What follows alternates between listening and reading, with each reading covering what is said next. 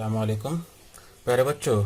अब हम मश्क 1.3 में की और एक मिसाल मैं लेता हूँ यहाँ पर, जिसमें पहली मसावात है 4m जमा 6n बराबर 54 और दूसरी मसावात है 3m जमा 2n बराबर 28।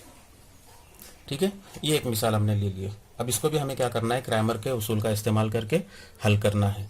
तो क्रैमर के उसूल के लिए जिस तरह से जो है हमज़ात खती मसावातें लिखना चाहिए वो तरीके से मसावात लिखी गई है कि नहीं वो चेक करेंगे। पहले यहाँ पर मुतगय्यर जो है वो m और n ये इस्तेमाल हो रहा है, तो पहले m वाला रुकन है, फिर n वाला रुकन है, बराबर की अलामत और मुस्तकिल रुकन दोनों मसावतों में है लिखा हुआ है। ठीक है, तो उस पर से हम डायरेक्ट पहले d की कीमत मालूम करेंगे। d बराबर, अब पहले सुतून में m और n का जो ज़रीब है उससे d की पहली कतार लिखेंगे। यहाँ पर आएगा 4 है ना, m का ज़रीब, और यहाँ पर 6। उसके बाद में दूसरी मसावात में 3 और 2, इसको हल करेंगे तो मिलेगा तुमको 4 ज़रब 2 नफ़ी 3 ज़रब 6। कितना आएगा ये, 4 ज़रब 2 8 नफ़ी 3 ज़रब 6 18 बराबर कितना आएगा, 8 नफ़ी 18 बराबर कितना आएगा, ये नफ़ी 10 बराबर है। चूंकि अलग अलग अलामतें हैं, तफरीक का अमल करके बड़े आदत की अलामत। अब उसके बाद में हम लोग यहाँ पर लिखेंगे, अक्सर बच्चे यहाँ पर गलती करते हैं कि उनको आदत होती है कि dx लेना, लेकिन चूंकि यहाँ पर मुतगय्यर जो है वो m और n इस्तेमाल हो रहा है। इससे पहली जो मिसाल हमने देखी उसके अंदर x और y इस्तेमाल हो रहा था, इसलिए हमने वहाँ पर dx लिया हुआ था, है ना। लेकिन यहाँ पर मसावात में जो मुतगय्यर है वो m इस्तेमाल हो रहा है, तो यहाँ पर हम क्या लेंगे, x की बजाय लेंगे हम लोग m, dm। तो dm बराबर, अब dm की कीमत कैसे लिखेंगे, तो d के अंदर m के ज़रीब का जो सुतून है 4 और 3 उसको बदल देंगे, किससे, तो मुस्तकिल रुकन से। किससे बदलेंगे उसको, मुस्तकिल रुकन से। तो वो हो जाएगा 54 28 और दूसरा सुतून है वैसा ही 6 और 2।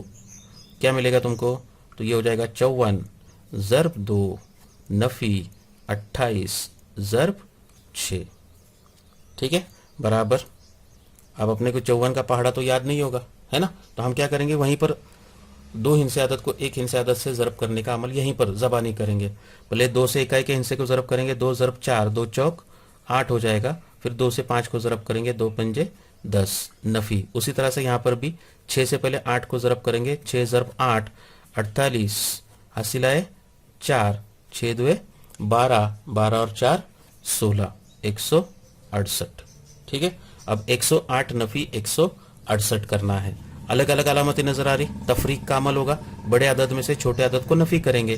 कितना जवाब आएगा, ये 8 में से 8 को नफ़ी करे, 0 बचा, 6 में से 0 गया, 6 बचा, 1 में से 1 गया, 0, और बड़े अदद की अलामत, बड़ा अदद 168 है, उसको नफ़ी की अलामत है, जवाब आएगा नफ़ी 60। इस तरह से ये dm की कीमत मालूम करेंगे।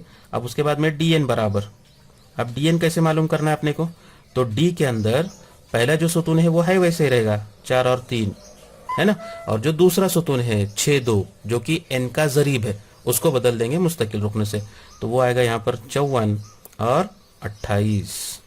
फिर इसको ज़रब करेंगे हम लोग, तिरछा ज़रब, 4 ज़रब 28 नफ़ी 3 ज़रब 54।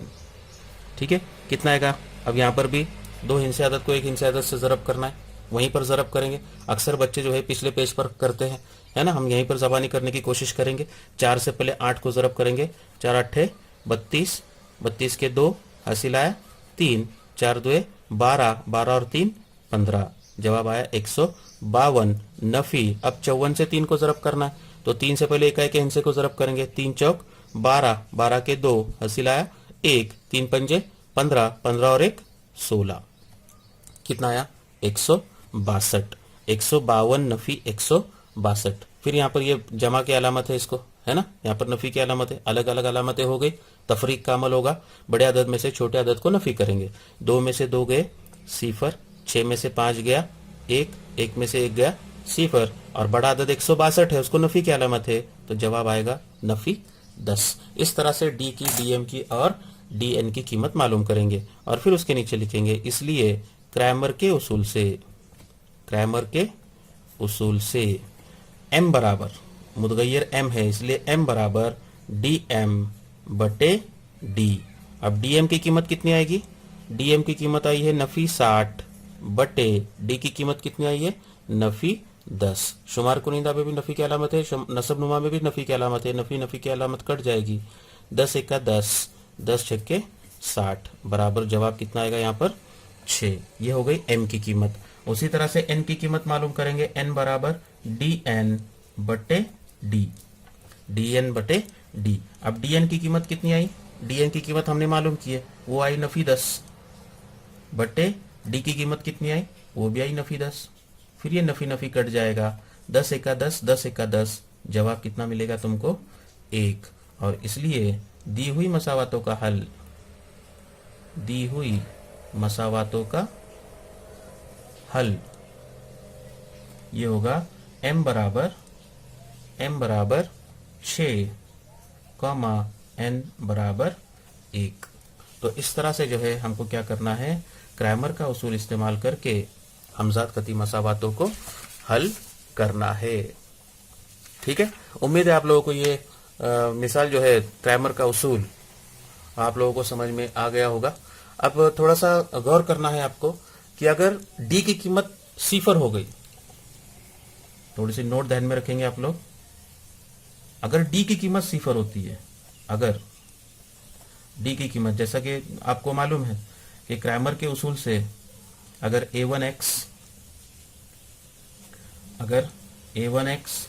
जमा b1y बराबर c1, उसी तरह से a2x जमा b2y बराबर c2, अगर ये दो हमजाद खती मसावत अगर दी गई होगी तो उसमें x की कीमत हमको मिलती है dx बटे d से, उसी तरह से y की कीमत हमें मिलती है dy बटे d से। ठीक है, अब इस ज़ाब्ते में अगर d की कीमत 0 होती है, तो अगर d की कीमत, अगर d बराबर 0 हो तो हल की नौयत क्या होगी, ऐसा सवाल एग्जाम के अंदर पूछा जा सकता है आप लोगों को। तो d की कीमत हमें पता है कि d की कीमत हम कैसे मालूम करते हैं, तो d बराबर क्या होता है, तो d बराबर यहाँ पर आता है a1 b1 और a2 b2। इसको हल करेंगे तो तुमको मिलता है a1 b1 Nafi a2 b1। ठीक है, और अगर इसकी कीमत हम 0 लेते हैं, अगर d बराबर 0 लेते हैं, अगर d बराबर 0 लेते तो हमें क्या मिलेगा, a1 b1 Nafi a2 b1 बराबर 0।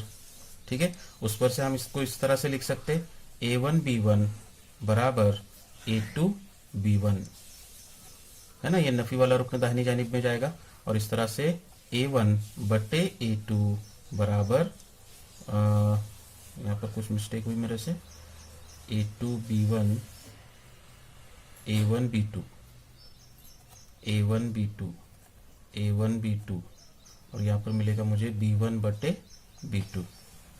यानी अगर d बराबर 0 आता है तो हमें मिलेगा a1 बटे a2 बराबर b1 बटे b2।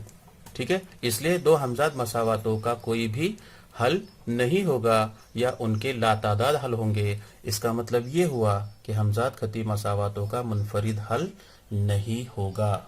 ठीक है, तो ये एक नुक्ता आप लोगों को नोट करना है। और उसके बाद में दूसरा एक नुक्ता इस तरह से है कि अगर मुश्तरिक हल ना हो तो उन मसावातों के खतूत की नौयत क्या होगी। अगर मुश्तरिक हल नहीं है, मुश्तरिक हल यानी दोनों मसावातों का अगर एक ही हल आपने को नहीं मिल रहा तो क्या होगा कि अगर खतूत की मसावातों का मुश्तरिक हल मुमकिन न हो तो वो खतूत एक दूसरे पर मुंतबिक होंगे। मुंतबिक मतलब एक खत के ऊपर दूसरा खत होगा, या फिर वो दोनों एक दूसरे के मुतवाजी होंगे। तो ये दो नुकात को आप लोग क्या करेंगे, याद रखेंगे। ठीक है, उम्मीद है आप लोगों को क्रैमर का उसूल ये समझ में आ गया होगा। तो इसकी मश्क 1.3 में कुछ मिसालें दी गई है, आप लोग जो है उन मिसालों को क्या करेंगे, उनकी मश्क करेंगे। शुक्रिया।